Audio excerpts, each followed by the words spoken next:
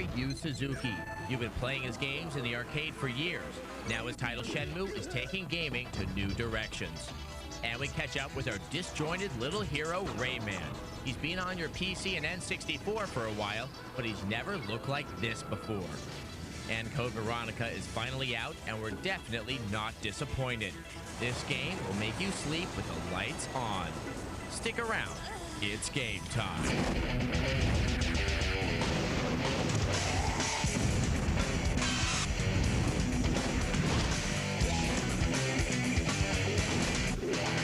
Welcome to another edition of Gamespot TV. I'm Adam Sessler. Now, many games boast of that total immersive experience where you're entirely brought into the world of the game. But most of the time, we don't have much of an opportunity to interact with that world outside of trying to meet our various objectives. Well, the new game Shenmue for the Dreamcast is trying to come closer to that ideal, and we had a chance to meet its creator to find out more about it.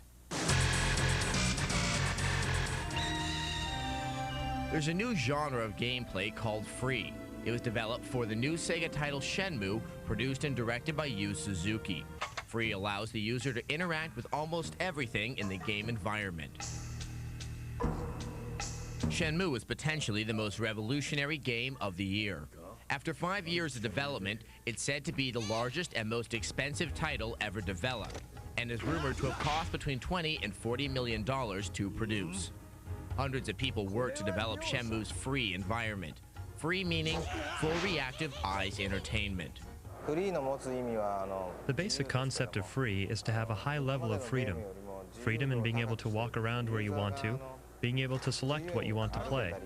Full reactive means things in the game will always react to your actions. We limited down movie scenes, which are non-interactive, and we wanted to have everything fully reactive.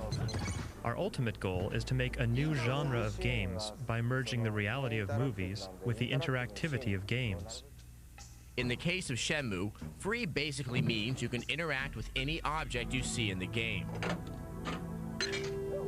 Like real life, if you get bored, check out the arcade for a quick game of Super Hang-On. What really makes Shenmue special is the revolutionary melding of narrative storytelling and 3D gameplay. You can't label Shenmue as just an RPG or an action game.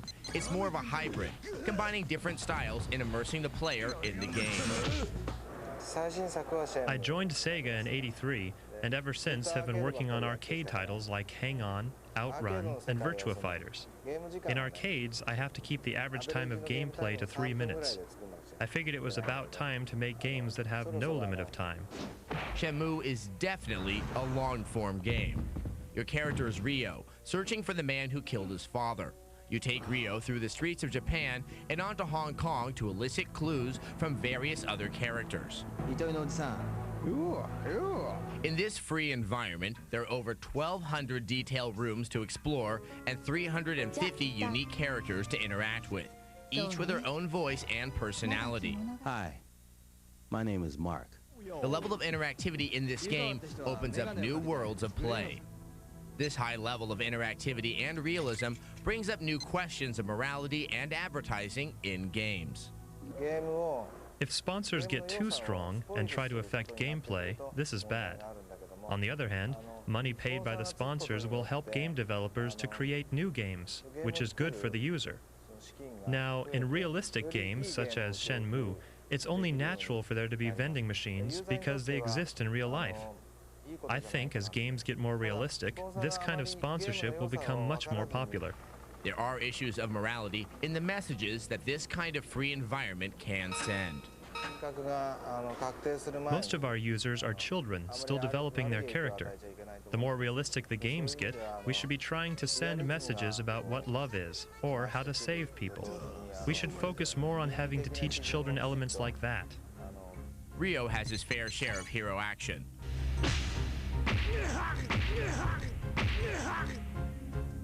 Though the high level of interactivity in a free environment lets the player drink at the neighborhood bar. In any case, this game really looks and feels like a film. The plot unfolds as you penetrate the Shenmue world. Films and games will eventually merge together. And by doing so, the level of freedom will increase. There will be a virtual reality world inside the game.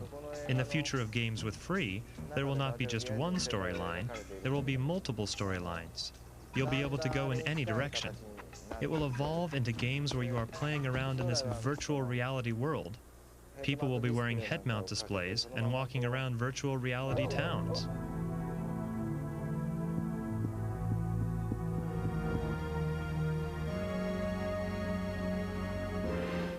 Now, the official release date for Shenmue is October of this year. And why is the wait so long? Well, remember, there's 350 characters in the game voiced by 200 Japanese voice actors. That's a lot of translating to do. And also, this is only the first chapter in the Shenmue story. But now, it's time for the game news. Origin confirmed recently that co-founder and designer Richard Lord British Garriott has left the company to pursue other interests. According to an Origin spokesperson, Garriott's departure was amicable.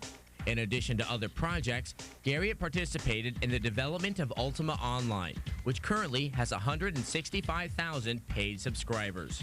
Eidos issued a statement announcing that Angelina Jolie will be starring as Lara Croft in the upcoming Tomb Raider movie, although reports stated that Jolie had turned down the role because of her recent Oscar win. For more news from the gaming world, go to the Gamespot website. And if our Shenmue Spotlight feature left you craving, we have something to whet your appetite. It's time to release the poet inside of you and enter the Gamespot TV Haiku contest to win one of 3 Shenmue prize packs. All you have to do is write a haiku about your favorite video game. Come to the Gamespot TV website for more details. Coming up on Gamespot TV, batter up, all you baseball fans, we have a review of Triple Play 2001. Welcome back. Well, as you probably know, baseball season is upon us, and to recognize this fact, there's a whole new crop of new baseball games. Last week, we reviewed Sammy Sosa High Heat Baseball 2001 for the PC, and now it's Triple Play 2001 for the PlayStation. And all I want to know is, why 2001 and not 2000? 1, 2, 3, as the new season gets into gear and baseball games crowd the shelves like rabid fans at Yankee Stadium, EA's Triple Play again steps up to the plate as the one to beat when it comes to PlayStation baseball games. Similar to prior releases, you can control batting angle, height, and the power of your swing. Controlling stance position, a sketchy experience in prior releases, is now a valuable strategy. Triple Play 2001's pitching and fielding are both just as simple to learn and difficult to master as the offense. You have the choice of 4 stock pitches. After selecting the pitch, you can then alter both the throwing angle and pitch speed. Pay attention to your stamina meter, though, or you'll end up throwing duds by the 4th inning. Backing you up, the fielders under your control run like their pants are on fire. And depending on your timing, you can make the fielders either jump or dive after a ball and send it flying towards a teammate.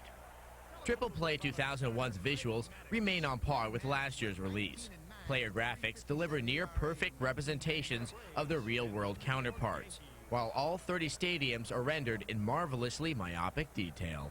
The game has all the exhibition, home run derby, and player draft creation modes that Triple Play lovers have come to expect. And the ability to unlock such legendary players as Babe Ruth or Hank Aaron is a bonus. Home runs abounding, Video Games gives Triple Play 2001 an 8.2 out of 10. Now, some may call the PlayStation a dated system, but a game like that still demonstrates its power. Now, last year we looked at Rayman 2 for the N64. Definitely one of the best games for the system and one of the best 3D platformers ever. Now, how do you improve on something so good? Well, the Dreamcast version has now come out, and it's stunning enough to be worth a second look. Rayman 2 places the joyless hero as the only hope to save his world from the evil mechanical pirates. In the process, he must collect lungs, magical fragments of the world's energy core. Also, he must free enslaved creatures and meet up with many a friend along the way. One of the greatest aspects of the game is its control. It's so intuitive, it's hard to go back and accept the convoluted control schemes of other platformers. Even with such a simple scheme, it still finds many ways to stay challenging. and those challenges come in a remarkable variety of forms. Rayman 2 is packed with different modes and mini-games, from water skiing with a snake to riding a rocket with legs. This game is determined to keep on surprising you. A lot of Rayman 2 is about presentation. It is undoubtedly one of the best-looking games ever. On the Dreamcast, it's clearly superior to the N64 and even the PC version. There is no pop-up anywhere, and the game flows smoothly from one part to the next. All the details, from character design to its various environments, are so astonishingly realized that you can easily tell how much care was put into this game. The sound is also something to marvel at. Each level has its own tune, which changes during certain scenarios. The sound effects are detailed down to footsteps and snores. Not just content to port the game over to the Dreamcast, Ubisoft has added in extra features, like mini-games found in the Globix Village, and more levels available for download through the official website. Rayman 2 is one of the best platforming experiences available, and is perfect on almost every level. While there are many versions to choose from, the Dreamcast definitely stands out on top, and is a must-have for the system. Video Games gives it a 9.4 out of 10. Now, in addition to the new mini-games, Rayman 2 on the Dreamcast also has extra animations not on any other version. It doesn't really change the gameplay that much, but it's another wonderful addition to an excellent game. Now, if you're a fan of The Sims, real-time strategy, and sword and sorcery, and would you like to see them all together, then this next PC game is for you.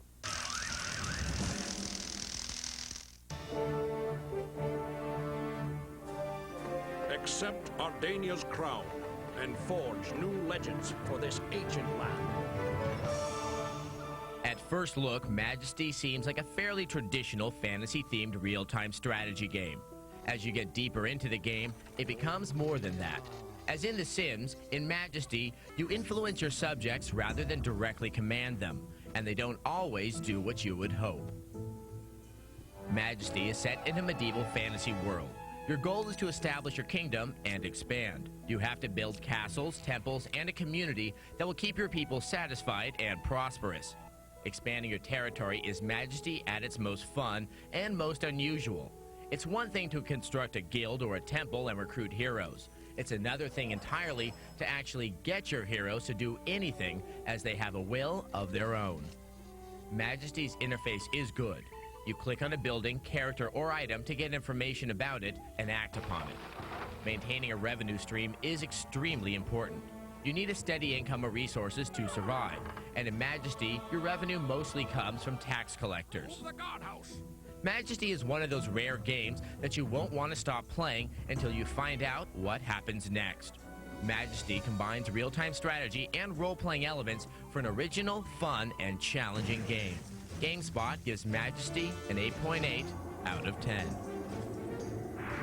If you would like to read the full review of Majesty, go to the Gamespot website. And if you'd like to see the review and the intro and streaming video, come to the Gamespot TV website. And while you're there, why not send us an email and let us know what you would like to see on upcoming episodes. Coming up on Gamespot TV, we take a break from our busy schedules to do some armchair fishing.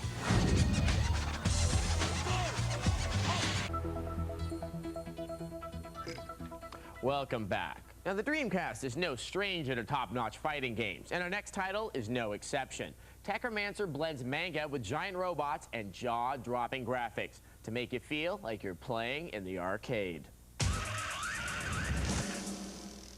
You may remember the giant robot fighting game Techromancer from the arcade. Now Capcom has brought it to the Dreamcast with an entirely new cast and in 3D. Techromancer has a combination of great graphics and solid fighting fun. It feels like a traditional Capcom fighter, but plays like a 3D game. Techromancer may be the first 3D fighter to have as many over-the-top super attacks as it does normal moves. While the full list of attacks and super attacks is impressive, it's the final attacks that offer the wildest visuals. Other sundry effects also give Techromancer that extra level of detail that separates the good from the great.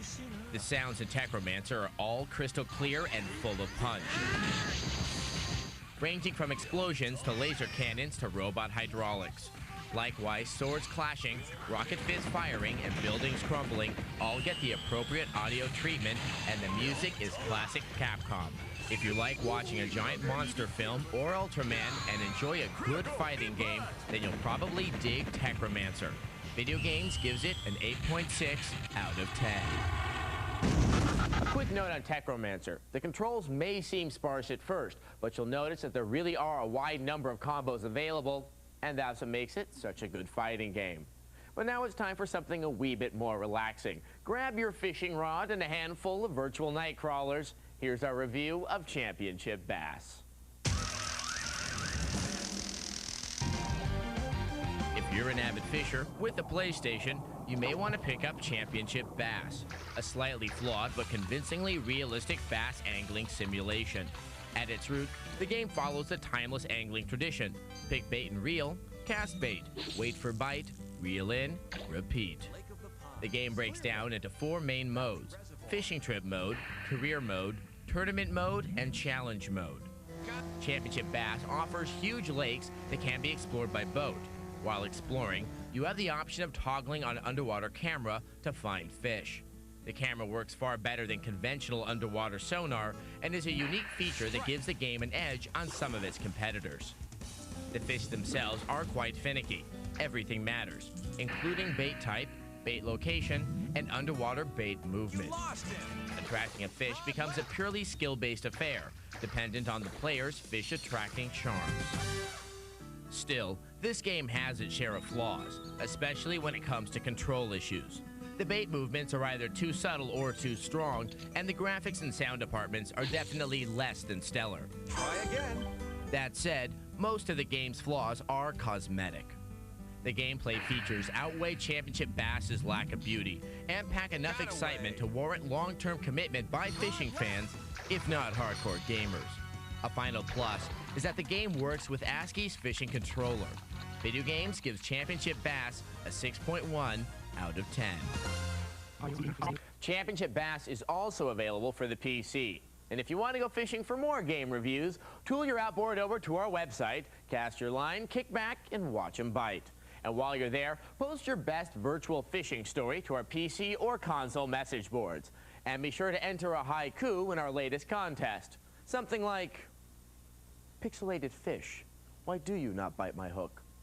Stupid fishing game." Coming up on Gamespot TV, there's zombie action with Resident Evil Code Veronica. We have the review, and you won't be disappointed. Welcome back. Now, a good Star Wars game is something we desperately need. And as you probably learned from last week's review of Force Commander, we have to keep on waiting. But nonetheless, it had a pretty cool intro. Here's a look.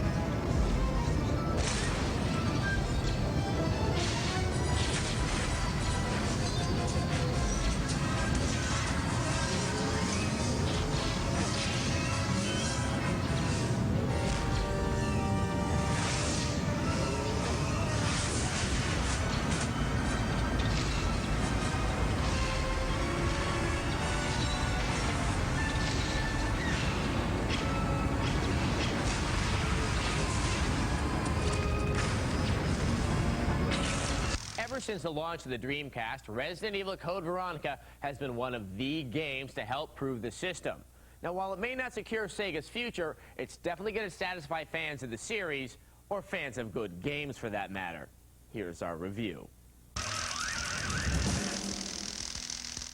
Simply put, Resident Evil Code Veronica isn't the game you'd expect from the company that made survival horror what it is. It's even better than that. The game takes place 3 months after Resident Evil 2, with Claire Redfield having been captured by the Umbrella Corporation while looking for her brother Chris. To tell too much about the story is to give away one of the most pleasurable aspects of the game. So rest assured, it easily stands up to its brethren with its 15 to 20 hours of gameplay. The presentation of the game is what got many a gamer excited, and there's every reason to be. The story unfolds through CGs and in-game cutscenes that not only look stupendous, but also seamlessly flow in and out of gameplay. One wonderful improvement over previous Resident Evil games are puzzles that make more sense with their environments and have solutions that are a lot more sensible. That's not to say that strange ordeals and mansions are a thing of the past. Without a doubt, Code Veronica is graphically stunning. As mentioned many times, the game is in true 3D, which not only looks good, but allows the camera to move much more dynamically. Visual effects abound in the game, with real-time lighting and water splashing to the sides as you jump into a shallow pool. The audio, always an important element, is still top-notch in Code Veronica and used to great effect. And the musical score does everything to bring on the panic in a big battle. One thing that has not changed in the game is the control. Those who find the style awkward won't find it any easier this time around. The auto-aiming feature from Resident Evil 3 is included, but the true analog control from the N64 Resident Evil 2 is unfortunately absent. In the end, Resident Evil Code Veronica is the best game in this series, with its involved linear story, dynamic real-time camera, and some of the best graphics on the Dreamcast. To call it a must-own is an understatement. Video Games gives it a 9.5 out of 10. As you could tell, I pretty much like that game. Now, in closing, we thought we'd leave you with a couple more video game haiku. Now, this Pokemon Snap haiku is by our web PA, Tisha. Orange fire on tail, hidden among red lava. Charmander, I snap. Or how about this one? Blood-sucking zombies, will you just die already? My thumbs are hurting. So until next time, bye-bye.